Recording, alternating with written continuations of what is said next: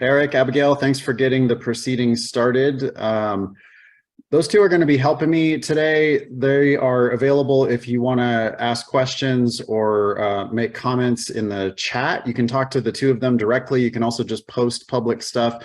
I'm sure they will be providing resources as we go. I'm also going to ask them some questions because they're both LSAT tutors with us here at the Demon. So I wonder how they feel about me having a class called You Don't Need an LSAT Tutor, or Why You Don't Need an LSAT Tutor. I want to start by trying to figure out what you guys know or think you know about LSAT tutors. So can you maybe make some comments in the chat or use the raise hand feature? Somebody talk to me. What does an LSAT tutor do? What's an LSAT tutor for? What's good, what's bad about LSAT tutors?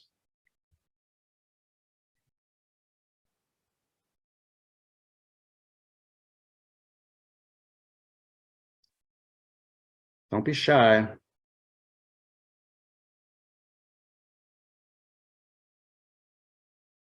All right, Isabella says they're expensive. Nate? Hey, I feel like they're just essentially a guide because like you have to try the question first. So, and it depends on if you get it right, great, and you know why you got it right, great. But if you don't, that's kind of why they're there, right? Okay. To kind of like help you guide through like what you did wrong and how you can improve. When done properly, yeah, I think that's basically all LSAT tutoring is. Abigail, Eric, you guys are actively doing LSAT tutoring these days. Would you agree that the job of an LSAT teacher primarily is to work on questions that the student has already done first, and then you guide them through the question? Is that how it works for both of you? Yeah, for the most part, my students will bring me questions that they did themselves already and needed more clarification on. Or sometimes if they haven't done their homework, we just will drill questions together and I'll just kind of have them talk out their thought process. And that way I can point out any mistakes in their understanding or things that they may have missed. Okay, Eric, what do you think about that one? Yeah, I always opened it up for students to ask about questions that they just couldn't handle on recent drilling, but I tend to prefer drilling stuff together so that I can hear them talk through it out loud and hear their thought process. And if I catch those moments where you realize, oh, I don't understand this, but I'm going to keep going, there's some practice, there's the ability to kind of catch that and stop that as it's happening, rather than say, oh, well, I took this 2 days ago, I don't really remember why I missed it. Okay. But you prefer that the student gets the question right? So you're going to sit there and drill with a student while they get most of them right? Right. Well, I think what we can do together and what having a tutor or what I basically refuse to let them get it wrong if we're drilling it together. And that might mean that we take the whole session on 2 LR questions, but that I think is the difference. Got it. Okay, so first item on our, sorry, anybody else? Who else wants to talk to me about what an LSAT tutor does, what an LSAT tutor should do? Maybe you could talk about your own experience with an LSAT tutor. Have you guys worked with tutors? Harvey? Yeah, so I actually spoke to a tutor before I found the Demon. I spoke to the tutor to see if I should work with them, and I found that this one in particular, although she was very nice, I got the feeling that basically tutors, just like anyone else in the capitalist society, are just, after all, they're a business and they have to make their money. They're not that focused on actually raising your LSAT score enough to get in order to get you into law school with decent scholarship. They're more based on just, they'll help you understand the LSAT, but that's about it. Not actually how to move up, just score higher on individual sections. Okay. Yeah, I agree with that. Anybody else want to comment or ask questions about LSAT tutoring?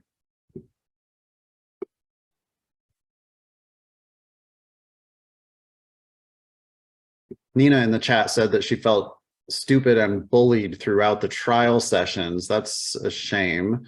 Sorry about that. My guess there is that they were just trying to sell a package or something. Let's talk about rates a little bit. My rate for LSAT tutoring, you guys can brace yourselves here. My rate for LSAT tutoring is $900 an hour. I never recommend that anyone work with me. I really don't think you should. I think you can get help in cheaper ways. I don't think anybody should be paying $900 an hour for LSAT tutoring, even though I make $900 an hour for LSAT tutoring. I really only do it when people like insist that they want me. We have 2 different tiers of LSAT tutoring available through lsatdemon.com. We have master tutors with a lot of experience like Abigail. We have regular tutors with less experience like Eric. What do we charge these days, Abigail, Eric? What do we charge for your time tutoring via the Demon? It's for hourly, it's $150 for a Demon tutor and $250 for a master tutor, and then there's package rates. All right, so $150 an hour, you know, as the minimum price of admission, $250 an hour if you want somebody who's been at it for a while and has gotten enough experience to justify charging the $250 an hour rate, $900 an hour if you want me or Ben, who have been doing this for 15 years. I'm sure that you guys have experienced a wider range of prices than that out there on the internet. So I think you've probably found people who are willing to do LSAT tutoring for $25 an hour. And then there's going to be out there people who want $1,200 an hour. There's this super wide range. 2 obvious problems there. At the high end, it's not worth it. It's just not worth it. It's not worth it to hire me. There's so much better stuff that you could do than hiring me. And we'll talk about those ways. There's 1,000 other things that you can do to improve your LSAT score besides hiring me for my time one-on-one. I'm good. I'm really good at what I do. And so are Abigail and Eric. They're really good at it. But the purpose of this class is to make you guys feel comfortable with my honest advice. I would never have done this class if I don't believe it 1,000%. I just don't think that most people need an LSAT tutor in the way that you guys tend to think of tutoring, which is paying people one-on-one for their time. It's the most expensive way by far to get LSAT prep. Even if you're hiring a cheap tutor, it's still wildly more expensive than classes or books or study partners, which are totally free. Packages. Let's talk about packages next. We do offer packages at LSAT Demon. The only reason why we offer packages at LSAT Demon is because people ask us for packages. If we don't have package rates, people say, hey, where are your packages? We do not steer people toward those packages. I try to do, if I'm doing tutoring, I want to do the most I can for the least amount of money. So my goal is to be there for I'd like to be with you for 1 hour if I can. If I can fix you in an hour, great. It's $900. It's ridiculous. I think there's better ways that you can spend that $900. But if you pay me $900 for an hour of my time, or $250 for an hour of Abigail's time, or $150 for an hour of Eric's time, we're going to do our best to give you maximum improvement in as short a time as possible. But we don't sell magic beans. We are not going to give you magic knowledge that's going to help you ace the LSAT. That's not how this shit works. Learning to LSAT is a lot more like learning to ride a bike or learning how to play basketball or maybe training at the gym than it is like, well, all I really need to know is, what's going to be on the exam. And then if you could give me some tricks for sorting out just tell me how to get straight to the right answer. That's just not a thing. This test is not a test of knowledge. It's a test of skill. And so it's not like, well, here, let me just tell you the cheat code. Here's the answers. What a tutor is going to do is if you decide to pay the exorbitant rates that good tutors charge, it's because you're paying an expert for their very focused time with you. Their time is worth a lot. People who can score 170 whatever on the LSAT, their time is worth a lot. And so you're going to pay a lot for that time. But all that's going to happen during those sessions is you're going to work through real LSAT questions that either you have done in advance and then are bringing to the tutor with questions about, which is how I have always done tutoring, or you are paying them. It's even more expensive, I think, to do it the way that Eric is suggesting, which is, and I'm not saying it's not effective, I just don't think it's cost effective to sit there and do brand new LSAT questions one-on-one. Now we're talking about the world's most expensive study partner. And to me, that's like you're paying your personal trainer to be your gym buddy. Now, if you're loaded and you want to pay your personal trainer to be your gym buddy, then great.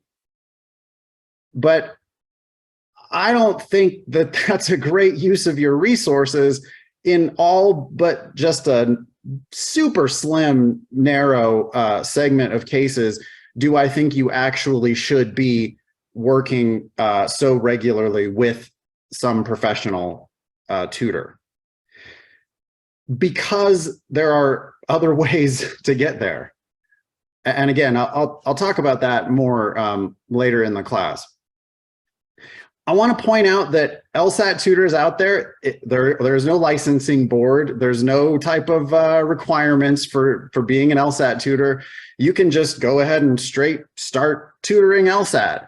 I started tutoring LSAT. My very first experience with the LSAT was actually something like 20 years ago now. I walked into a Kaplan office in Boston and I said, hey, I want to teach SAT. And they said, oh, well, we're all full up on SAT. Maybe you could teach LSAT for us, though. We need LSAT. And I said, what's LSAT? And the Kaplan branch manager in downtown Government Center, Boston, took me into a back room, handed me an LSAT, and I took the LSAT right there cold, having never seen one before. And I got a high 160s or something on it on a practice test. I timed it myself. I proctored it myself. I just sat there in a room and did it by myself. She came back in, took my score sheet, went out and scored it, and came back and said, holy shit, that's really amazing. Yeah, you're hired. You can teach LSAT for us. So I got hired by actual Kaplan on the basis of a practice test, having never seen the law school admission test before that day. Now, I didn't work for Kaplan very long. Life intervened and I ended up doing some other stuff, and then later came back and started LSAT Demon. But I really want to make it clear that there is no experience required whatsoever to put yourself out there into the world as an LSAT tutor. And people do. Have you guys heard of LSAT Angel? We've got imitators apparently. We're LSAT Demon, and like some LSAT Angel popped up doing like similar kind of shtick. I mean, it's just hilarious that anybody can just jump into the game whenever they want. If you've ever listened to the Thinking LSAT podcast, how many of you are Thinking LSAT podcast listeners? Okay, cool. Thinking LSAT podcast, LSAT Demon Daily podcast. If you're listening to either of those podcasts, you have heard us talk about pearls versus turds. We do this thing on the Thinking LSAT podcast where we look at advice that we have received on the internet where people are like, hey, my LSAT tutor told me XYZ. What do you guys think about it? And we then say, okay, do we think this is a pearl of wisdom, or do we think that it's a turd? And it's running like something like maybe 1/3 pearls to 2/3 turds on the scoreboard there. So you don't know what you're paying for when you hire some random LSAT tutor on the internet. If they're charging $25 an hour and you think, oh, wow, this is a great deal. Well, consider what you're probably getting for your money there, which is somebody who just doesn't have any actual expertise in the law school admission test. Even if they did score high themselves, it does not mean that they know how to teach the law school admission test. And you could be getting terrible, terrible advice. Anybody ever heard any bad tips from an LSAT tutor? Ashley? It wasn't from an LSAT tutor. It was from a lawyer professor. And when I was asking him about the LSAT, he sent me that podcast that Gladwell did. Yeah. And then I listened to your guys' podcast about it right afterwards. And I was like, okay, so clearly people just don't know unless they actually know. And yeah. Yeah, and Gladwell definitely doesn't know. No lawyer knows. Like lawyers give the worst, honestly, the worst LSAT advice, because they all went to law school however they went to law school. But that doesn't mean that they know jack shit about the law school admission test or the law school admissions game as it's currently played. You know, when you went to law school 30 years ago, oh, really? When it was 1/5 of the price or 1/10 of the price, and just a totally different game. So be really careful listening to lawyers, law professors, just really nobody except for people who are really working in this space have any clue what's going on, unfortunately, with law school admissions and the LSAT. You know, okay, study partners are absolutely free, just like gym buddies. Study partners are free. If you think I'm paying a tutor because I want somebody, you know, I want somebody to keep me accountable, I'm paying for that assistance because hey, I'm human. I'm very human. I know what it is like to have to pay for services in order to get myself to show up places, right? If I can sign up for a yoga class, guess what? I'm going to get a yoga workout. If I can't sign up for a yoga class, well, good luck. I've got my mat. I know how to do it. I could watch a million videos online if I wanted to. But me personally, I need the attention of like I'm paying for somebody. But again, do I pay somebody for a one-on-one yoga instructor? No. What do? I pay for a class, because in a group environment, you can still get the expert help, and you can get the commitment, and you can get, you know, the accountability, and not have to pay crazy rates, which is what it would cost to hire somebody to do one-on-one yoga training with you. Now, if I was trying to go to the Yoga Olympics or something, maybe I would want to hire, you know, if I got to be an expert level yogi and I needed to learn arcane knowledge, then maybe it would be worth hiring, you know, the guy that's been sitting in the lotus position on the top of the mountain for the last 10 years without talking to anyone. Maybe it'd be worth hiring that like ultra expert in the field if I needed expert advice. But when you hire me to work on you, work on your LSAT with you, you're hiring like the chief surgeon at the hospital to diagnose your, you know, allergies.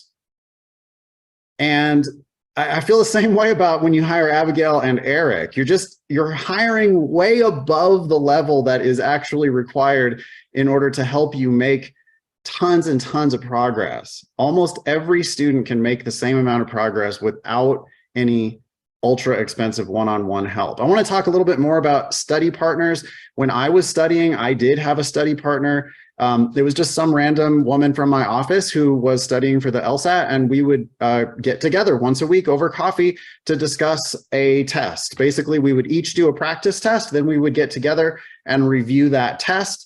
I was like kind of up here and she was kind of down here on the LSAT scoring scale, unfortunately. I was naturally pretty good at the test and she was not. But nonetheless, we had a really productive, really helpful study buddy relationship, because I was forced to explain my thought process, which is immensely helpful for really understanding what the hell I was doing. I mean, talking it out is just the best way to learn stuff. Like I got them right, but now I have to vouch for it. You know, I have to really explain to her why it's right. So I think I got a ton out. I know I got a ton out of it from the opportunity to teach someone else. And I hope she got a lot out of it because, well, she was missing questions and I was getting questions right. So I'm sure I was able to turn that light bulb on a time or two. And we were able to do that for the price of a cup of coffee. You know, once a week, we get together. You could pay your LSAT tutor $150 a week to get together for an hour, or $250 a week to get together for an hour. Or you could hire a study buddy for $0, buy somebody a cup of coffee and get together, and you can obviously do this virtually, super easy these days, but get together and put in some LSAT work together to give yourselves that accountability and you know, somebody else to be like the camaraderie of working your way through these questions on your own. How are we doing so far? I really don't want this to be like a total monologue. How are we feeling? Does anybody have any questions about anything that I've talked about so far? Jessica. This might not be related to what you just talked about, but I put it in the chat about why I was considering tutoring, and I just wanted to hear your thought on that. Do you want me to read it? Yeah, that would be great. Yeah, I said, I worry that studying on my own and going to classes are not enough to really learn the exam the right way and like avoid bad habits I build on my own, perhaps. Like I feel like I need that like reassurance that I'm thinking it the right way, like, you know what I mean? And I was wondering, it's better to like set it right in the first place than like later on like get a tutor. Yeah. I totally understand. You think, oh boy, but if I'm just in classes, won't I get lost? And won't I, you know, maybe I'll be learning bad habits, right? You want someone to watch your form. Is that what you're saying? Yes. Yeah. The test is going to watch your form for you, Jessica. It's real easy. Did you get it right? You probably used the right form. Did you get it wrong? You probably used the wrong form. As long as you're getting questions right, you're not doing it the wrong way. You can drill individual questions. Everybody here has at least a Demon free account, so everybody here can drill individual questions in LSAT Demon. That's the best way to study, by the way. You just do one question and figure that shit out. You have to sort it out, y'all. You have to figure it out yourself. One question at a time. Everybody can do this. You can drill one question at a time and try to figure it out. You should be able to solve most of them on your own with no help because the LSAT is easy. What I mean when I say the LSAT is easy, I mean they're not hiding the ball. The words are on the page that justify the correct answer that you're supposed to be picking. The questions are solvable. You can do one question, you can take your time with it, you can read it carefully, you can really understand it, and you can get it right. And that's you doing the LSAT properly. That's you being your own teacher. From there, you can do another one. Now, you can solve that one too. The easy ones are easy. Take your time with it, read it carefully, read it again if you still don't understand. If you don't feel great about the correct answer, you're doing something wrong because you should understand that the correct answer answers the question if you read it carefully enough.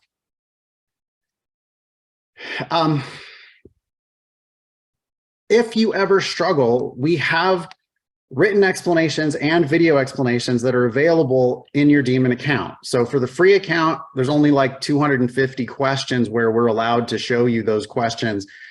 Paid accounts have access to, you know, tens of thousands of questions, or sorry, thousands of questions, a total of 10,000 questions. And explanations for every one of them via one of our paid accounts. But you can still there learn absolutely everything you need to know about the LSAT by doing questions, trying to get them right. Then when you can't completely solve it, you read a written explanation and you watch a video explanation, and or you watch a video explanation. That should sort you out. If you're paying attention, if you're reading it carefully, you should be able to read a written explanation and go, oh, I see. Yeah, okay. I see exactly why the right answer is right. I see exactly why the wrong answer is wrong. Thank you. If not, We have an ask button available on every single page. The ask button goes to Abigail and her team of teachers and writers. And we have a 24-hour turnaround window where a team of tutors will get back to you with a full explanation, help on whatever you still need help on.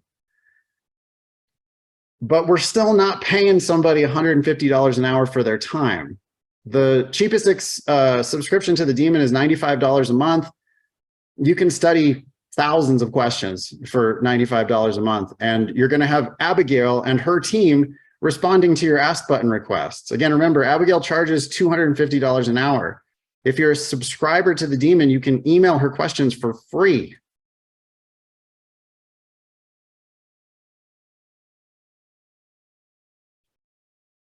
Next step up is you can take classes. Classes are wonderful. Classes allow you to show up, do some questions. Sometimes they're questions you've seen before. Sometimes you might do the questions ahead of class on purpose if you wanted to prepare. Other times you might never have seen the questions before, like the class that I'm going to teach tonight. I'll give you time. The questions are on the syllabus way in advance for people who do want to do the questions ahead of time. But the way the class works is I give you time, you work on the questions, and then we talk about your solutions to those questions. The people who show up to our live classes are getting me a $900 an hour LSAT tutor for the price of a $295 a month subscription to the LSAT Demon. I really don't want to make this a commercial for the LSAT Demon, but I'm trying to tell you that you have a choice to pay me $900 an hour or to pay our team $295 a month for all of us. If you show up at my class and ask questions, I will call on you. I will talk to you. I will communicate with you. I'll have Abigail there and or Eric there to answer additional questions in the background. You get hours and hours worth of really my time. I charge $900 an hour. I'm not trying to be a dick about that. I'm just trying to illustrate that there are wildly cheaper ways that you can access me, Abigail, Eric, and we have a whole team of teachers who teach live classes on Zoom 7 days a week. We have multiple offerings 7 days a week. I didn't count how many classes we have today, but how many classes did we have today, guys?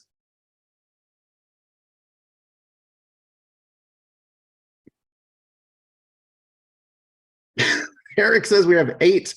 Harry says 7. Okay, 7 or 8. I'll take it. Either way, that's a lot of classes. We do record all the classes, so if you want to watch them in, time shifted, right? If you're watching them on Africa time or whatever, you can certainly do that. But if you show up to the classes, you get to interact with us in a million different ways, just like you would if you were paying us one-on-one for your time. All right, let me talk to some of you guys. Sean, thank you. You've been waiting very patiently. Hello, Nate. 2 things. I'm working on my 3rd study partner. My first 2, life has happened with both of them, and they have pulled out. I don't know if they're still going to law school or whatever. I've reached out to both of them, but I still have not heard anything. Okay. The second thing is, can you elaborate on how the entire test is like the logic games, how we can break them, the LR down and the reading count down like we break the games down, because games are my strongest point. Sure. Everybody, Sean's been looking for, or is apparently looking for a new study buddy. You can chat Sean if you would like in the Zoom, and maybe you guys will arrange a meetup. It doesn't have to be a long-term permanent commitment. Oh, no. I mean, people are going to come in and out of this, but all you really need to do is to just make one date to get together and study. That's all you got to do. So anyway, everybody can hit up Sean. As far as how the rest of the test is similar to the logic games, okay, first of all, it's a test of your reading comprehension first on the logic games. You know that, Sean. Sean said that games is his strength. If games is your strength, you know that you have to read every rule carefully. You have to read the whole game carefully. And then what do? You just start looking for connections, right? Between the rules that they gave you, looking for bottlenecks in the game. Tracking. Okay, well, on logical reasoning, it's exactly the same thing. You're reading each premise carefully. You're noticing this structure that they're building. If they're building an argument, they're setting up some premises. That structure from the premises is meant to support this conclusion. You can reach, allegedly, according to them, you can reach this conclusion based on the facts that they've given you. But all you're doing is just solving the system, or you're pointing out areas where the system is unsolved, which is exactly what you're doing in logic games, Sean. If you make worlds, for example, and you realize like, well, there's either this way or that way to solve this game. And here, you know, we've got a little bit of flexibility, and over here, we've got a little bit of flexibility. You're really doing the exact same thing in logical reasoning. You know, it's like, well, you said if A, then B, then C. So whenever A is going to, you know, in the world where A happens, you're going to have B and C. In the world where you don't have A, then I don't really care about the if A, then B.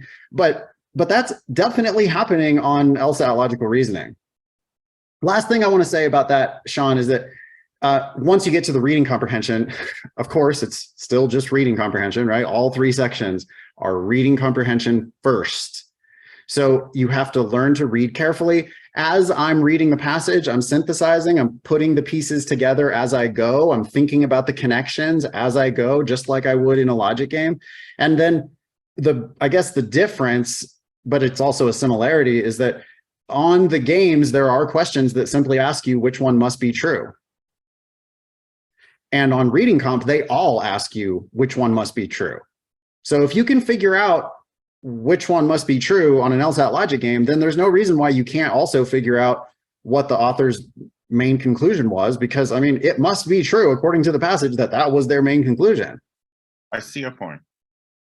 Thank you for your question. Let's go Jasper and then back to Jessica.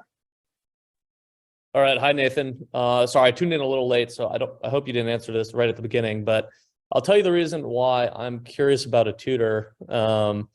Is I've taken like the last 10 tests I've taken have all been between 171 and 173 with 177. Like I know it's in my range, but my goal for my goal school is I'm trying to get above a 175. And if like 9 out of the last 10 tests I took were just below it, I feel like I need that one push to just get those extra last 2 points. So anyway, that was like, you know, extra couple $100 for a tutor. You know, I don't know if it's worth it, but that's the reason I've been thinking about it. It's possible that a tutor could get you over that hump. I mean, it's an expensive experiment to run, but it might be worth running that experiment if the money is essentially nothing to you. But if the money is anything to you, then don't do it, because we can help you in so many other ways. Just come to classes, Jasper. Like you're not that good at the LSAT, okay? Getting 171 is like, yeah, all right. There's a lot of people who get 171. It's not like I need special help because I'm in the 170s. Well, if you were 176 and could never crack 179, then I'm more inclined to believe you. But like, if you wanted to work with me, Jasper, I would require that you show up with a list of questions you don't understand, like real LSAT questions that you have struggled with, where you're like, yep, I identified that these questions, I can't solve them. I want to talk to Nathan about them. If you haven't done that, then you're completely wasting, I think, your money, which is why I would require you to do that. Yeah, because once I read the explanations, I pretty much understand all of the ones you guys have. You guys have good explanations, right? So I guess there's no question once I've reviewed it that I don't really understand. So I just don't know what to do, you know. So anyway. Then I don't think you need tutoring. I do think that there's a bit of an irony where the higher you score, the more likely it might be that you're going to get value out of one-on-one tutoring, because you might be able to do a meeting or two and get it. But if you're scoring like 135, you're not going to just get it from an LSAT tutor. What's going to happen if you're a 135 and you're working with an LSAT tutor is the LSAT tutor is going to go, okay, great. Can you read that again, though, please? Just, you got to read that again one more time. You think it means what? Okay, sorry, but good try, but that's not what that means. If you read it, maybe let's break it down, and you just like slow down and you read piece by piece by piece. But my God, is it a waste of money to pay somebody that much to tell you that over and over. So I really think that for the lowest scoring students, the students who think they need it the most, it's actually the least appropriate. I really don't think people should be paying for LSAT tutoring if they're not already scoring, let's say 145.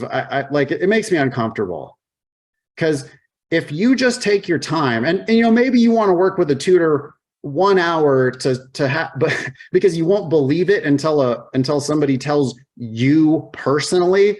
If that's you, then I guess you could try it. You know, you could pay us for an hour of our time, but I know what we're going to tell you. We're going to tell you, if you're scoring 145, you're missing way too many of the easy ones. You need to slow way down. You need to read way more carefully, and you just need to put more attention into it so that you can get paid more for the work you're doing.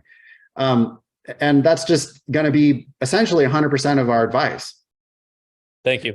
Yeah, you're welcome. Okay, hope that was helpful. Let's go, Jessica, Harvey.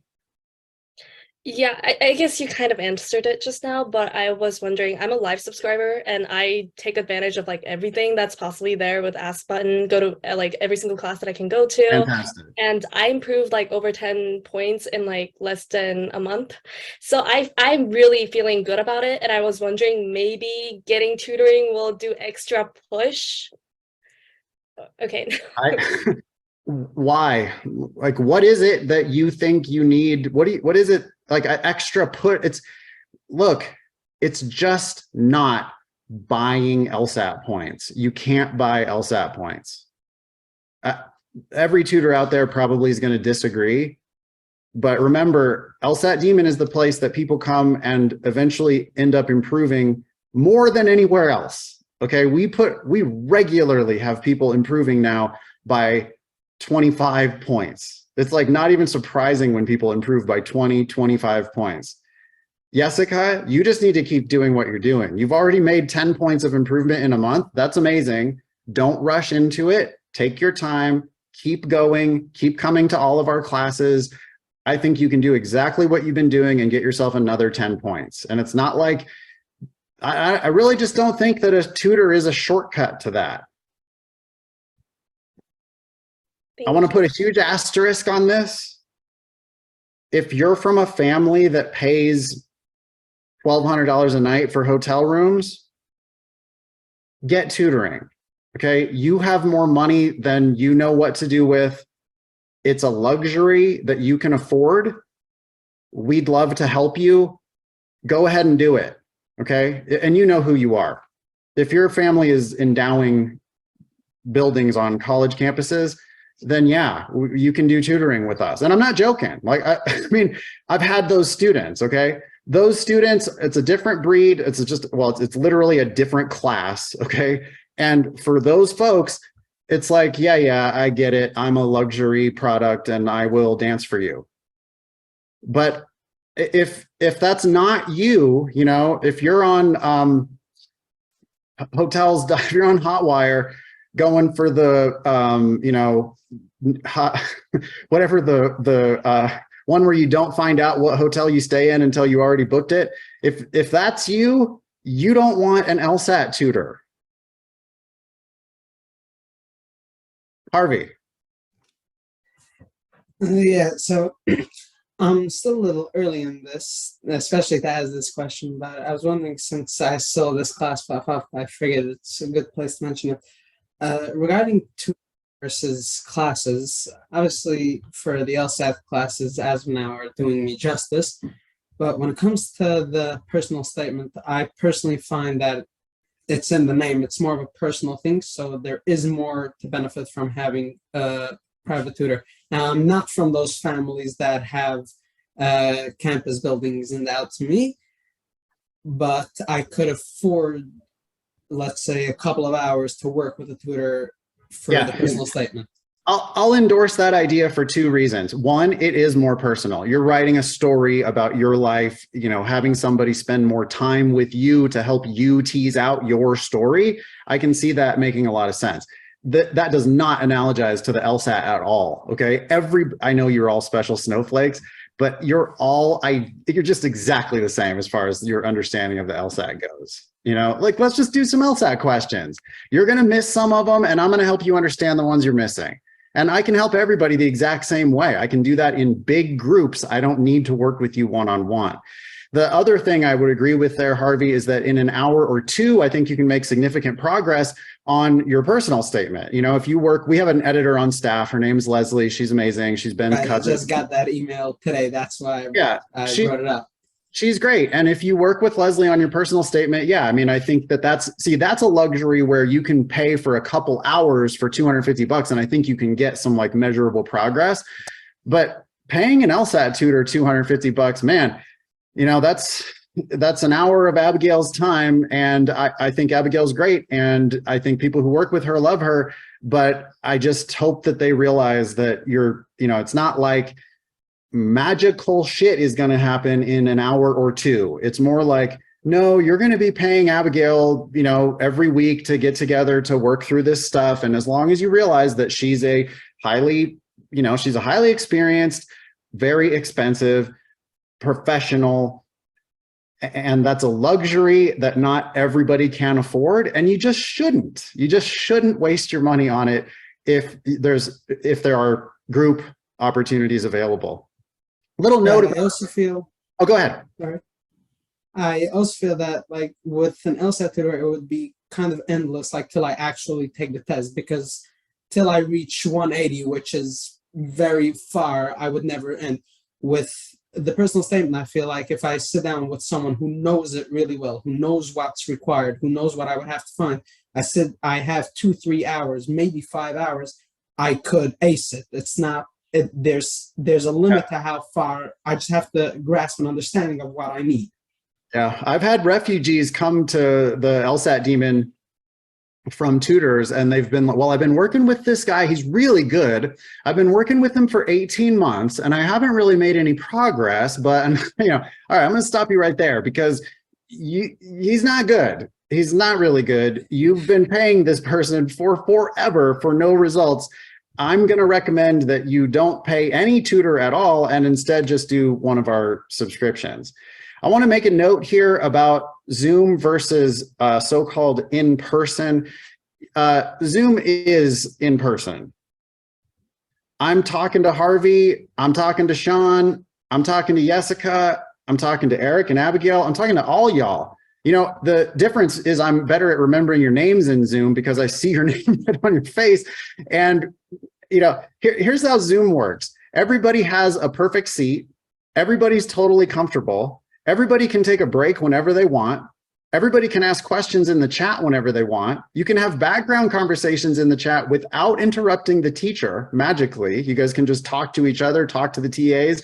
So much more gets done in this environment than it ever did in a live classroom. If you're one of those people who thinks I need a live classroom, I'm not good at doing online school, I think if you gave us a try, you might find that's a little bit different here.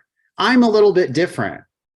And I think that our community that we have at LSAT Demon is personal and it is engaging, even though it's remote. One-on-one, it would make no sense for you to find a local tutor in your area to work with and tutor one-on-one. It also makes no sense for you to take your local Kaplan class simply because it's in person. You guys got to get with the times. I hate to break it to you, but the future is going to be online. Courts are moving online. Judges were forced to move their courtrooms online during COVID. And judges are pretty smart people, and they're old and they're not tech savvy, but they all were forced to do this during the pandemic. And so many of them are going to stay online, maybe not online exclusively, but they're going to be online a lot for lots of different purposes. And that's going to start right away. Law schools are gravitating toward online. It's just the way the future is going to go. And here's the final, like, this is really the kicker, okay? Ben and I didn't move LSAT Demon online. We didn't start doing our classes online until COVID forced us to do it. As soon as we did it, student achievement skyrocketed. Like our students improve more now than they ever did before because we moved online. I can't believe how useful the Zoom chat is. I never anticipated that. I can't believe how much easier it is to feel like I'm connected to the audience. If you guys turn your cameras on, we're right here together. And if you can't turn your camera on for whatever reason, you can still raise your hand. I'll still call on you. You can still ask questions in the chat. There's still all kinds of ways that you can participate if you just do it. You know, the more you put into it, the more you're going to get out of it. Sean, what can I do for you? Two things, Nate. The other day I found out, because I've been keeping a tracking sheet of all my questions that I've gotten wrong. And Lily had explained to me that if you go to the search item in the drill, you have all the ones that you got right, skipped, wrong, whatever the case may be. And you could just click on your wrong ones and sit with them long enough until it clicks on why you got wrong. That was one thing that was an aha moment for me. Great. And the second thing is, with all the excellent instructors on the Demon, key into the one that has your same kind of learning style, teaching style, whatever the case may be. Click the filter item where you only have them and just follow all of their videos. That's what I've been doing, you know, and it has helped me a great deal because my original score, it has gone up 20 points. So I'm still working at it, and I have my exam tomorrow. So we're going to see how it goes. But those are my two things of advice that I wanted to share with everyone. Thank you, Sean. That's great. Good luck tomorrow. All the teachers love you. We have a Slack in the background where the teachers talk about the classes and stuff. And Sean, everybody appreciates how hard you've been working and how much progress you've already made. And yeah, we think that you're gonna kill it. So thank you very much for that. Let's go with Gabby. Hi, Nathan. I just have a question. So I've been studying for that LSAT for a couple of months, and I've always followed the sample lesson plan that you gave on the, I think it's called like the LSAT 101 lesson. And I've just, since I've been studying by myself, like I was wondering about a tutor because I feel like I should be tinkering my schedule to the, like my weaknesses rather than just following that schedule. But I'm scared I might not do it right and throw off all the good work I've done with the schedule you've given. So I don't know if you have any recommendations how to build a schedule that really works on your on your weaknesses, but also can still keep your strengths.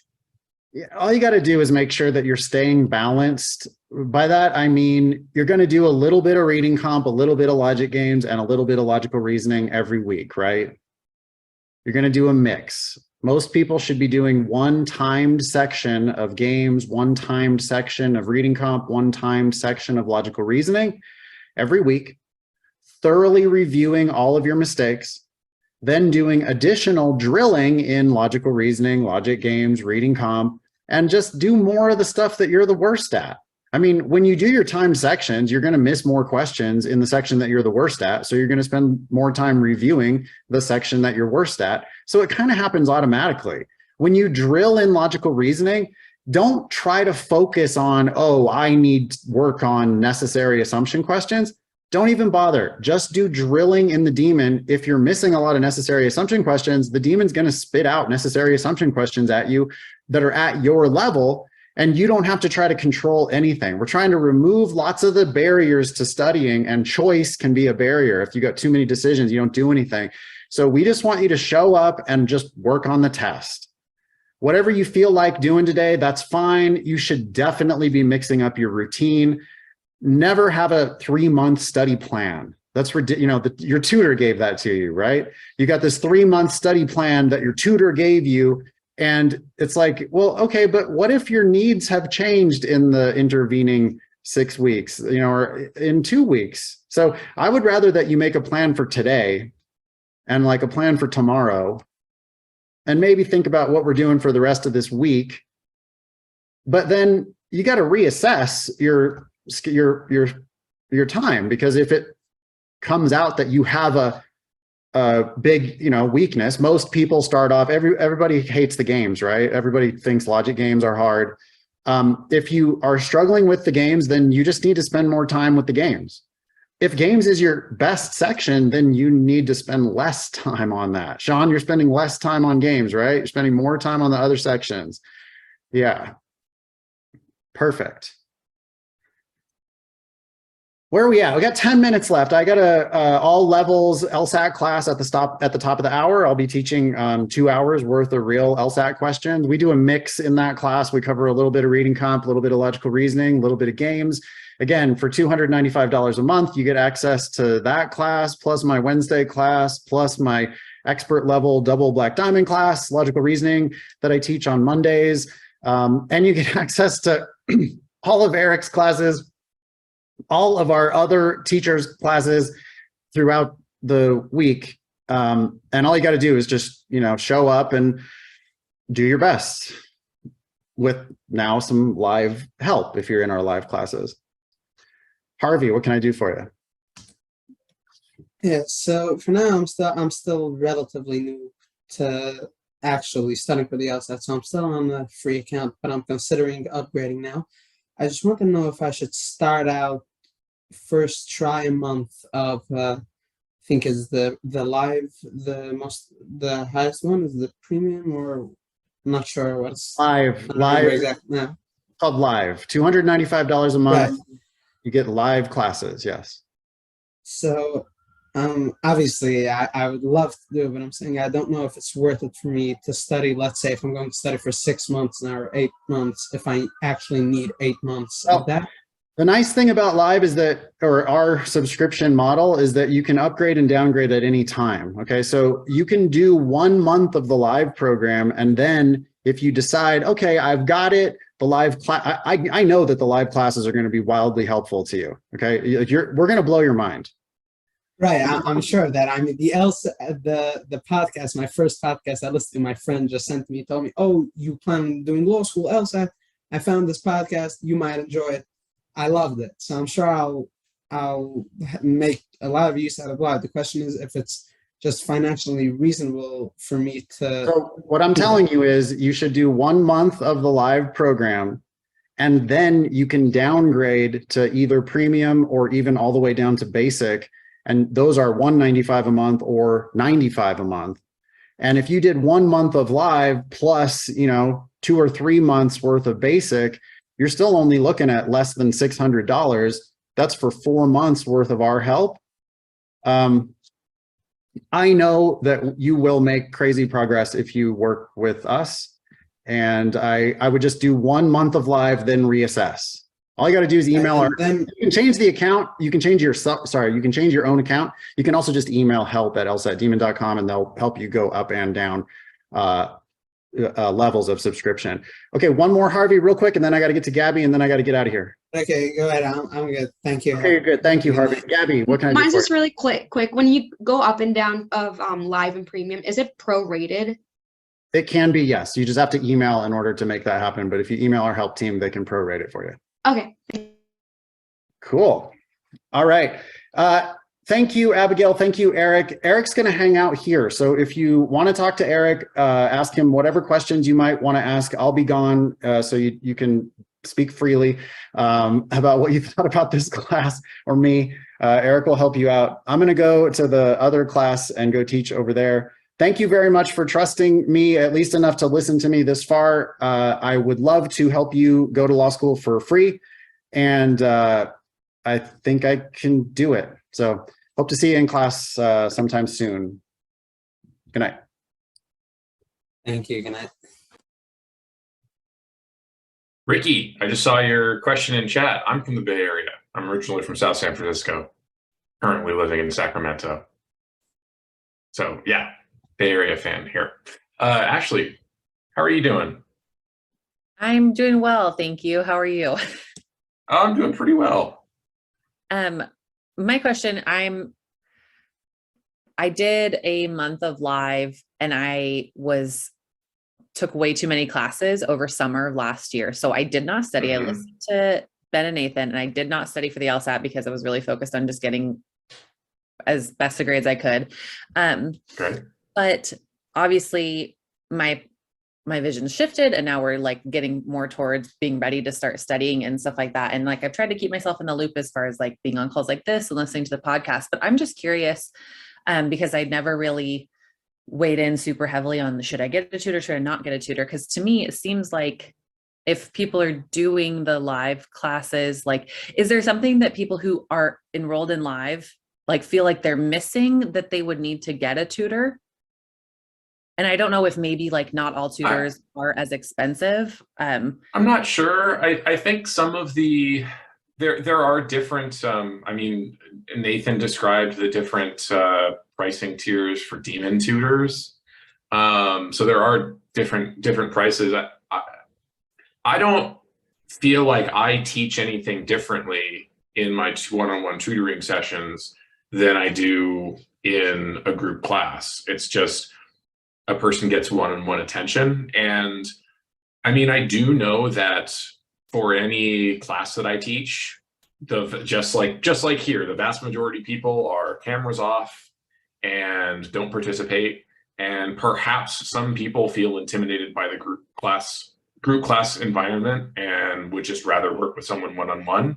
I don't know if that's their reason for getting one-on-one tutoring, if they feel it's more of a forcing function to do some work. Still, I have pretty much effectively whittled down my number of one-on-one tutoring students to 0 because I've just gotten better and better at telling people when they inquire that I don't think it's worth it, that there are better options, and that I'd rather see them in class because that's a better use of their money. So no, I don't think there's anything that you miss out on in class, particularly when a number of teachers, myself included, in class like to bring in an interactive element where I'll have a volunteer in class work through a question with me. And that's kind of like what I will often do with you one-on-one in a tutoring session. And the purpose of that, and I know, Nathan and I think Abigail work primarily based on, hey, what are the questions that you got wrong over your week of study? Let's talk about those. I still sort of liked being able to work on a new question with somebody because I could like in the moment see how they were thinking and force them to take a pause and reread something when they needed to. I'm doing that more and more with volunteers in class anyways, so you can like observe that process and pick up on it. So yeah, I don't know. I always felt guilty, like knowing the amount of people that, the amount of money that people were paying for my time one-on-one, I never felt good about. So yeah, I basically, whenever someone asks, I tell them, you have better options. Right. Well, and if you're still getting a chance, like I understand not wanting to, like the ask button is really helpful. I've used it before, but like, as far as trying to convey something that you don't really understand, like I'm thinking about it this way and being able to do that verbally, I understand that that's, drastically different than the ask button, but it seems like you're still able to ask the questions that you don't understand. Yep. And you're still able to get like that, okay, well, what were you thinking? And like the same thing that you'd essentially do. Okay. Yep. Okay. No, you're not missing anything. I mean, that's why the title of this class. Yeah. that's why the title of this class is what it is. So yeah, thanks, Ashley.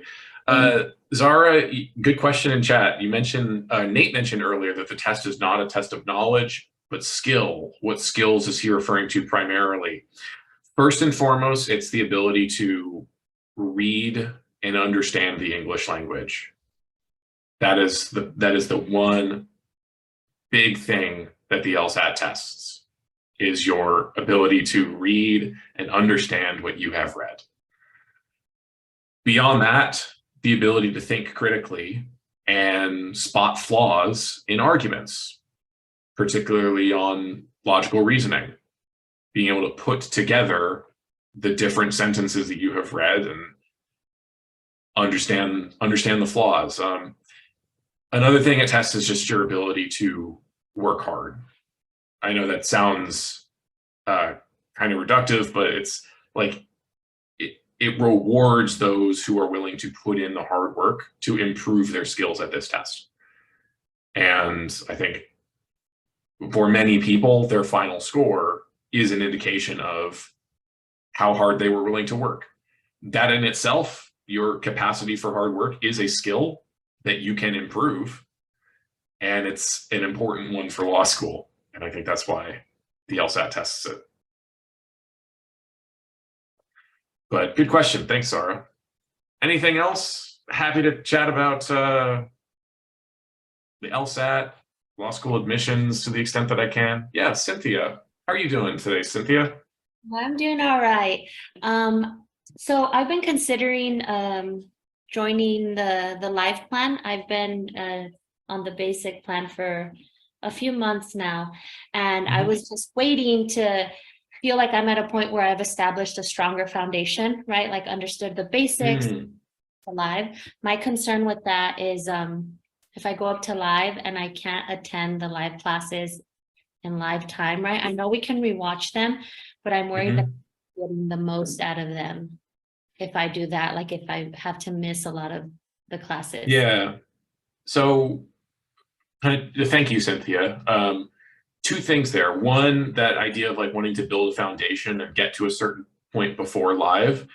I think that's very common. I hear that a lot. I do think that that is kind of reversed. That I would argue that you might be better served doing like what Nate recommended. I forget who it was who was here earlier. Recommended starting with a month of live and then downgrading if necessary.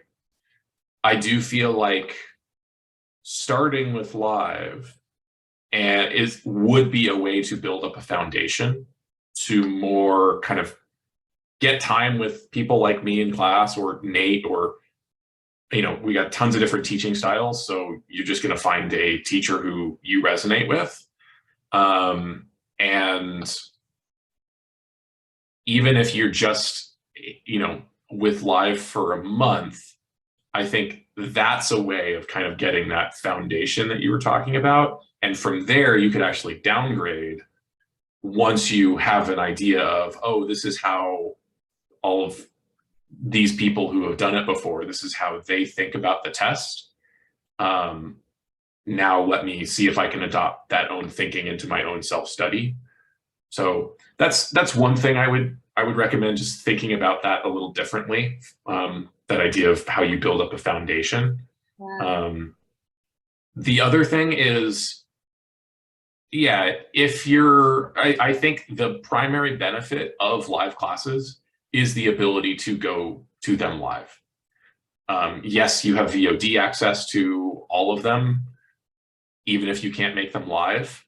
But the value of that live subscription, I think, does go down if you can't make it to the live class, because there you can ask questions of me in the moment. If there's something you don't understand, just raise your hand in Zoom. I'll stop, explain it better, and you can get questions and feedback live. So that is one concern. If you know that you're not going to be able to make any of the classes, then the value's, you know, not as high. That said, you don't need to, and you shouldn't go to every class on the syllabus. As much as I love all of my students who I see like all the time, you know, when I know that they're also going to other classes throughout the day, a part of me wonders like, hey, do you need to be going to like 4 hours of classes a day? Because I think for the most part, your improvement is going to come from your self-study. So I think the value of having like 4, 5, 6 classes a day is not that you can go to all of them, but that you can choose which one you want to go to. Right. And going to one a day, maybe one every couple of days, probably more effective for you than trying to get your money's worth out of going to all of the classes.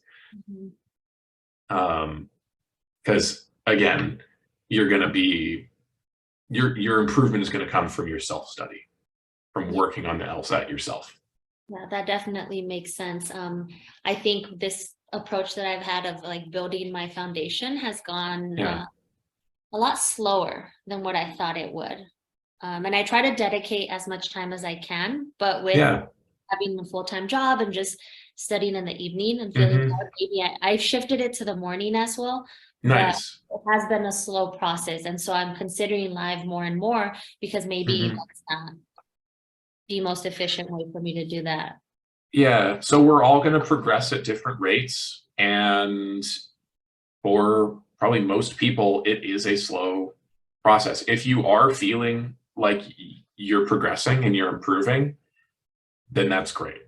Very Then that, even if it's very slowly, I mean, these are difficult. I talked earlier about what skills the LSAT tests. Mhm. Those are not skills that you can improve quickly. It takes time. I mean, they can be improved, and we do what we can to talk through how you improve them.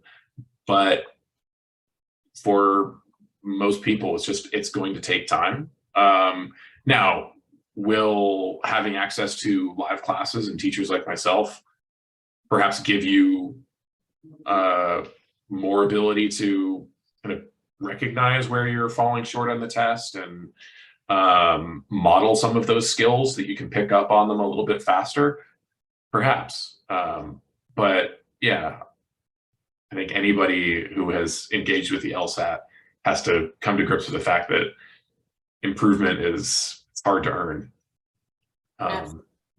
And one last question. I think I heard in Yeah. the podcast that there are smaller subgroups, like study groups. Are those facilitated by LSAT Demon staff, or is it just something where you connect? Those are all students who have connected in class. Yep.